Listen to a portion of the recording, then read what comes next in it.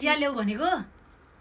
ठम्मै 1 माना जति गिलासमा पानी ल्याउन के तिमीलाई नै चाहिन्छ के अनेक थरीका अघिसम्म अलि मन तातो पानी ल्याउ रे अनि फेरि भगभग उमालेको पानी दुईचोटि ल्याइदिएन मैले कति चिया निको छैन पानी नै ल्याउनु पर्छ रे घर चिया खानु तिमीले अघि त मसँग युनिभर्सिटीमा साह्रै प्यास लाग्छ कहिले प्यास लाग्छ कहिले के हुन्छ अघि जुस किन्दै होला केटाकेटा त हैरान थियो त्यहाँ तिर्खलाएर मर्ने बेला भयो तिर्खलास पानी खाने नि त घर आएर चिया ल्याऊ, घर आएर चिया खाने हो नि त। लेख्नु हुन्न पानी दिने हो र। भनेर जतिखेर नि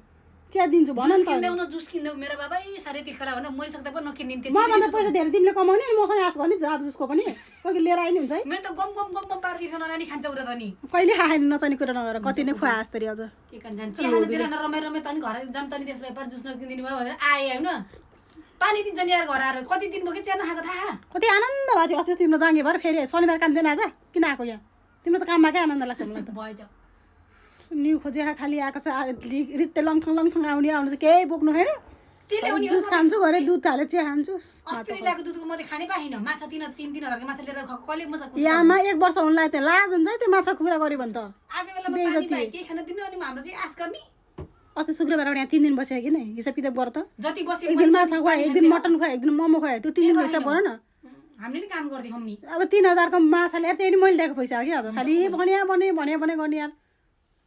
अनि यस्तो बित्दै कसैले नि गर्दैन यस्तो जाडो हो बाहिर अनि पानी मात्र त ए भगवान अघि 2 कप पानी खाने भने कि नै 1 कप मन तातो खाने भन्यो अनि अर्को जोडी उमाले खाने भने लिइदिए कि नै तातो भएर खान सकिन भन न भोलि चिप्रे पल्यो यहाँ तातो पानीले अनि चियाले चाहिँ के चिसो खाने हो र